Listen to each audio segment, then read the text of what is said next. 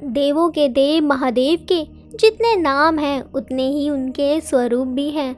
भोलेनाथ के हर रूपों की उपासना से नए वरदान मिलता है। भगवान शिव भक्तों से बहुत जल्दी प्रसन्न होते हैं। बस भक्तों के मन की मधुर भावनाएं शिव को निहाल कर देती है और प्रसन्न होकर महादेव अपने भक्तों को मनचाहा वरदान देते हैं। महादेव का हर रूप कल्याणकारी है। मान्यता है कि जिस पर शिव की कृपा हो जाती है उसे कोई बाधा नहीं सताती। भक्तों के लिए तो शिव का दरबार हमेशा ही खुला रहता है। ऐसी ही है देवों के देव महादेव। उनके हर स्वरूपों की अलग ही महिमा है। आइए आपको बताते हैं आखिर महादेव के कितने स्वरूप हैं और उनके क्या महत्व हैं। शिव जी का पहला रूप वीरभद्र अवतार।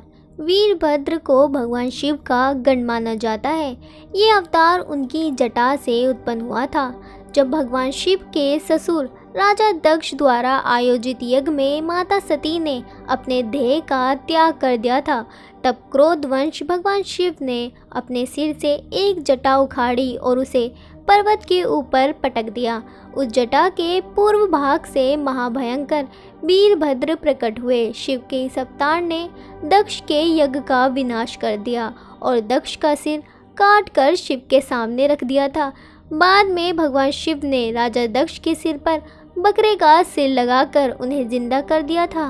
शिव जी का दूसरा रूप पिपलाद अवतार। कथा है कि पिपलाद ने देवताओं से पूछा, क्या कारण है कि मेरे पिता दधीची जन्म से पूर्व ही मुझे छोड़कर चले गए। देवताओं ने बताया, शनि ग्रह की दृष्टि के कारण ही ऐसा कुयोग बना। पिपलाद ये सुनकर बड़े क्रोधित हुए। उन्होंने शनि को नक्षत्र मंडल से गिरने का श्राप दे दिया। श्राप के प्रभाव से शनि उसी समय आकाश से गिरने लगे। देवताओं की प्रार्थना पर पिपलाद ने शनि को इस बात पर क्षमा किया कि शनि जन्म से लेकर 16 वर्ष तक की आयु तक किसी को कष्ट नहीं देंगे। तभी से पिपलाद का स्मरण करने मात्र से ही शनि की पीड़ा दूर हो जाती है। शिवजी का तीसरा रूप नंदी अवतार। कथा अनुसार शिलाद नामक एक मुनि ब्रह्मचारी थे। वंश समाप्त होता देख उनके पितरों ने शिलाद से संतान उत्पन्न करने को कहा।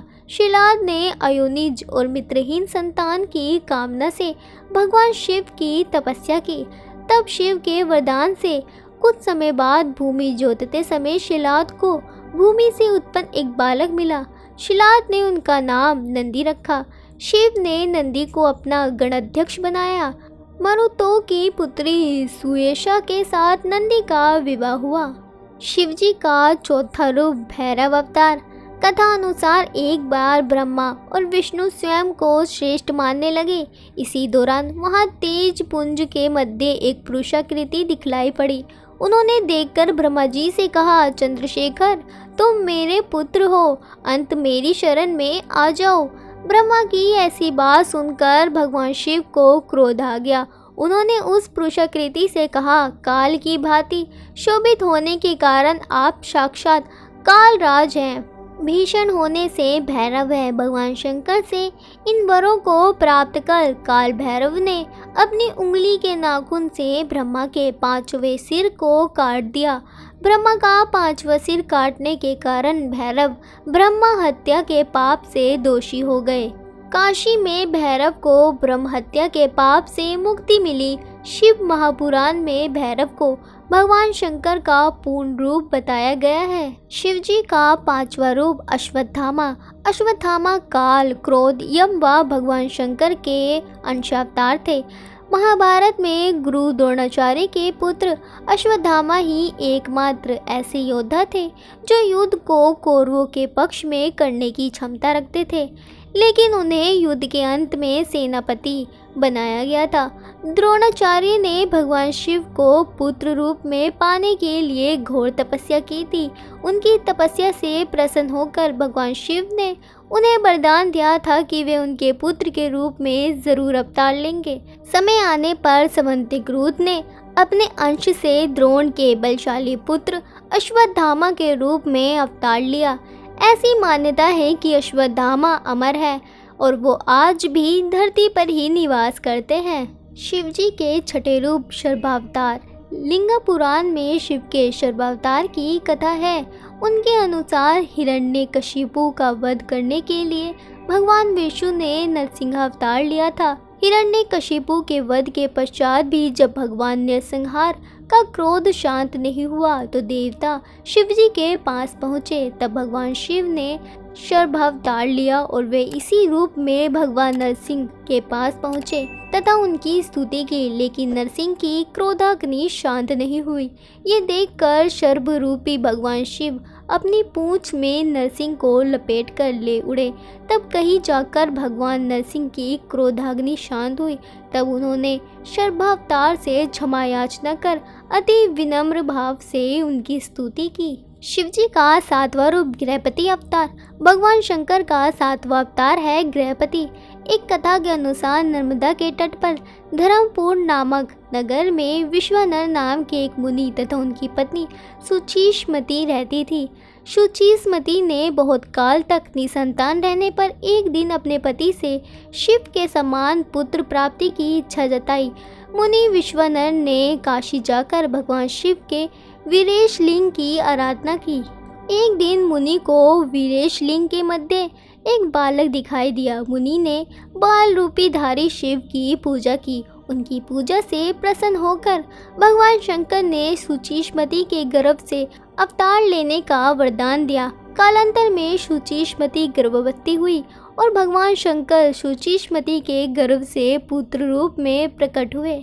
शिवजी का आठवां रूप ऋषि दुर्वासन। धर्म ग्रंथों के अनुसार सती अनुसुईया के पति महिषी अति ने ब्रह्मा के निर्देशानुसार पत्नी सहित त्रिशकुल पर्वत पर पुत्र कामना से घोर तप किया। उनके तप से प्रसन्न होकर ब्रह्मा, विष्णु और महेश तीनों ही उनके आश्रम आए। उन्होंने कहा, हमारे अंश से तुम्हारे 3 पुत्र होंगे जो त्रिलोकी में विख्यात तथा माता पिता का यश बढ़ाने वाले होंगे। समय आने पर ब्रह्मा जी के अंश से चंद्रमा उत्पन्न हुए। विष्णु के अंश से श्रेष्ठ संन्यास पद्धति को प्रचलित करने वाले दंत्रेय उत्पन्न हुए और रुद्र के अंश से मुनिवर दुर्वासन ने जन्म लिया। शिवजी का 9वां रूप हनुमान अवतार। राम भक्त हनुमान की माता अंजनी ने भगवान शिव की घोर तपस्या की थी और उन्हें पुत्र के रूप में प्राप्त करने का वर मांगा था। तब भगवान शिव ने पवन देव के रूप में अपनी रौद्र शक्ति का अंश यज्ञ कुंड में अर्पित किया था और वही शक्ति अंजनी के गर्भ में प्रविष्ट हुई थी। शिवजी का 10वां रूप भीष्म अवतार। धर्म ग्रंथों के अनुसार इस अवतार में भगवान शिव ने विष्णु पुत्रों का संहार किया था। विष्णु के इन पुत्रों ने पाताल से पृथ्वी तक बड़ा उपद्रव किया था। उनसे घबराकर ब्रह्मा जी ऋषि मुनियों को लेकर शिवजी के पास गए और रक्षा के लिए प्रार्थना करने लगे। तब भगवान शंकर ने भीष्म रूप धारण कर विष्णु पुत्रों का संहार किया था। शिवजी का 11वां रूप यतिनाथ अवतार। कथा अनुसार अबुदाचल पर्वत के समीप शिव भक्त आहुक और आहुका भील दंपति रहते थे। एक बार भगवान शंकर यतिनाथ के भेष में उनके घर आए। उन्होंने भील दंपति के घर रात बिताने की इच्छा प्रकट की। आहुका ने अपने पति को गृहस्थ की मर्यादा का स्मरण कराते हुए स्वयं धनुष बाण लेकर बाहर रात बिताने और यति को घर में विश्राम करने देने का प्रस्ताव रखा। इस तरह आहुक धनुष बाण लेकर बाहर चला गया। सुबह होते ही आहुका और यति ने देखा कि वन्य प्राणियों ने आहुक को मार डाला है। इस पर यतिनाथ बहुत दुखी हुए। तब आहुका ने उन्हें शांत करते हुए कहा कि आप शोक न करें, अतिथि सेवा में प्राण विसर्जन धर्म है और उनका पालन कर हम धन्य हुए हैं। जब आहुका अपने पति की चिताग्नि में जलने लगी तो शिवजी ने उसे दर्शन देकर अगले जन्म में पूर्ण अपने पति से मिलने का वरदान दिया। शिवजी का 12वां रूप कृष्ण दर्शन अवतार। ईश्वा कुबंशेश्वरा देवी की 9वीं पीढ़ी में राजा नभग का जन्म हुआ। विद्या अध्ययन को गुरुकुल गए। नभग जब बहुत दिनों तक ना लौटे तो उनके भाइयों ने राज्य का विभाजन आपस में कर लिया। नभग को जब ये बात पता चली तो वे अपने पिता के पास गए। पिता ने नभग से कहा कि ये यज्ञ परायण ब्राह्मणों के मोह को दूर करते हुए उनके यज्ञ को संपन्न करा के उनके धन को प्राप्त करे। तब नभग ने यज्ञ भूमि में पहुंचकर वैश्वदेव सूक्त के स्पष्ट उच्चारण द्वारा यज्ञ संपन्न कराया। अंगारिक ब्राह्मण यज्ञ अवशिष्ट धन नभग को देकर स्वर्ग को चले गए। उसी समय शिवजी कृष्ण दर्शन रूप में प्रकट होकर बोले कि यज्ञ के अवशिष्ट धन पर तो उनका अधिकार है। विवाद होने पर कृष्ण दर्शन रूपी धारी शिवजी ने उसे अपने पिता से ही निर्णय कराने को कहा। नभग के पूछने पर श्राद्धदेव ने कहा वह पुरुष शंकर भगवान है, यज्ञ में अवशिष्ट वस्तु उनकी ही है। पिता की बातों को मानकर नभग ने शिवजी की स्तुति की। भगवान शिव ने इस अवतार में यज्ञ आदि धार्मिक कार्यों के महत्व को बताया है। शिवजी का 13वां रूप अवधूत अवतार। भगवान शंकर ने अवधूत अवतार लेकर इंद्र के अहंकार को चूर किया था। एक समय बृहस्पति और अन्य देवताओं को साथ लेकर इंद्र शंकर जी के दर्शन के लिए कैलाश पर्वत गए। इंद्र की परीक्षा लेने के लिए शंकर जी ने अवधूत रूप धारण कर उनका मार्ग रोक लिया। इंद्र ने उस पुरुष से अज्ञात पूर्वक बार बार उसका परिचय पूछा तो भी वह चुप रहे। इस पर क्रोध होकर इंद्र ने जो ही अवधूत पर प्रहार करने के लिए बज को छोड़ना चाहा, वैसे ही उनके हाथ स्तंभित हो गए। ये देखकर बृहस्पति ने शिवजी को पहचान कर अवधूत की बहुविधि स्तुति की, जिससे प्रसन्न होकर शिवजी ने इंद्र को क्षमा कर दिया। शिवजी का 14वां रूप भिक्षुक अवतार। धर्म ग्रंथों के अनुसार विदर्भ नरेश सत्यरथ को शस्त्रों ने मार डाला। उसकी गर्भवती पत्नी ने शस्त्रों से छिपकर अपने प्राण बचाए। समय आने पर उसने एक पुत्र को जन्म दिया। रानी जब पानी पीने सरोवर में गई, उसी समय घड़ियाल ने अपना आहार बना दिया। तब वह बालक भूख प्यास से तड़पने लगा। इसी दौरान शिवजी की प्रेरणा से एक भिखारिन वहां पहुंची। तब शिवजी ने भिक्षुक का रूप धारण कर उस भिखारिन को बालक का परिचय दिया और उसके पालन पोषण का निर्देश दिया तथा ये भी कहा कि ये बालक विदर्भ नरेश सत्यरथ का पुत्र है। ये सब कहकर भिक्षुक रूपी धारी शिवजी ने उस भिखारिन को अपना वास्तविक रूप दिखाया। शिव के आदेश अनुसार भिखारिन ने उस बालक का पालन पोषण किया।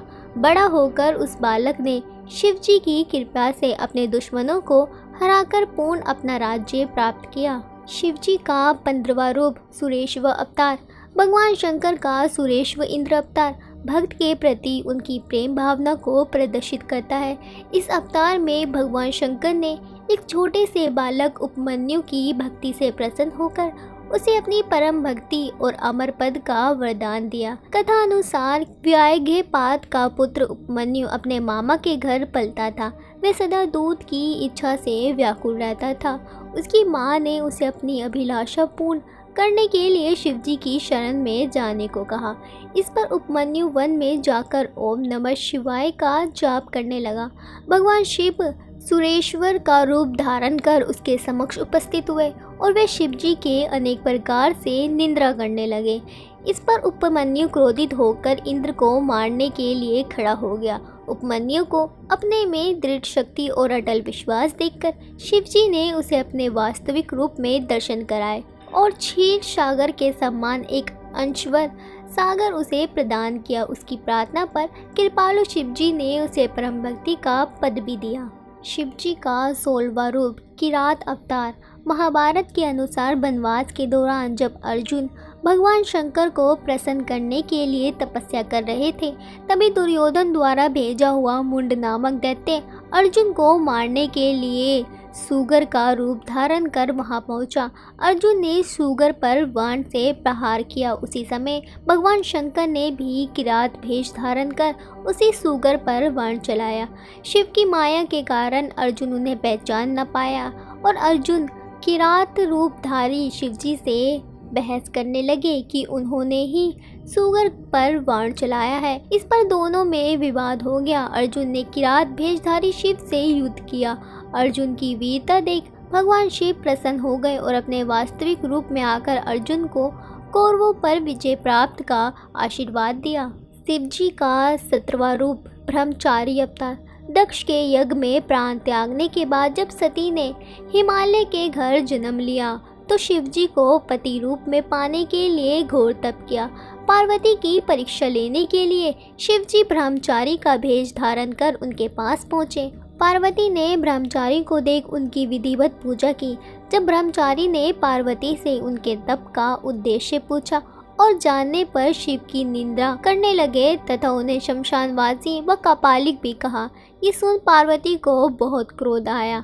पार्वती की भक्ति व प्रेम देखकर शिव ने उन्हें अपना वास्तविक स्वरूप दिखाया। ये देख पार्वती अति प्रसन्न हुई। शिवजी का 18वां रूप सुंटनतर्क अवतार। पार्वती के पिता हिमाचल से उनकी पुत्री का हाथ मांगने के लिए शिवजी ने सुंटनतर्क भेष धारण किया था। हाथ में डमरू लेके शिवजी नट के रूप में हिमाचल के घर पहुँचे और नृत्य करने लगे। नटराज शिवजी का इतना सुंदर और मनोहर नृत्य किया कि सभी प्रसन्न हो गए। जब हिमाचल ने नटराज को भिक्षा मांगने को कहा तो नटराज शिव ने भिक्षा में पार्वती को मांग लिया। इस पर हिमाचल राज अति क्रोधित हुए। कुछ देर बाद नटराज भेषधारी शिवजी पार्वती को अपना रूप दिखाकर स्वयं चले गए। उनके जाने पर मैना और हिमाचल को दिव्य ज्ञात हुआ और उन्होंने पार्वती को शिवजी को देने का निश्चय किया। शिवजी का 19वां रूप यक्ष अवतार।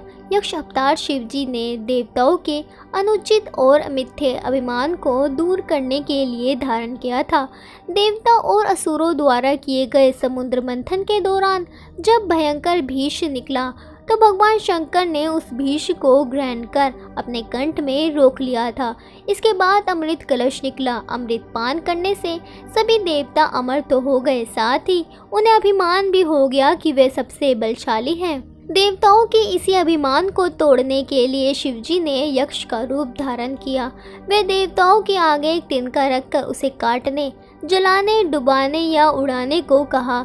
अपनी पूरी शक्ति लगाने पर भी देवता उस तिनके को हिला भी नहीं पाए। तभी आकाशवाणी हुई कि ये यक्ष सब ग्रहों के विनाश शंकर भगवान हैं। सभी देवताओं ने भगवान शंकर की स्तुति की तथा अपने अपराधों के लिए क्षमा मांगी। साथियों, अब आपको शंकर भगवान के सबसे प्रचलित 19 अवतारों के बारे में पता चल गया होगा। उम्मीद है वीडियो आपको पसंद आई होगी। ऐसे ही इंटरेस्टिंग वीडियो के लिए हमारे अध्ययन चैनल को सब्सक्राइब करें। फिर मिलेंगे किसी नई वीडियो में नई टॉपिक के साथ। तब तक के लिए नमस्कार।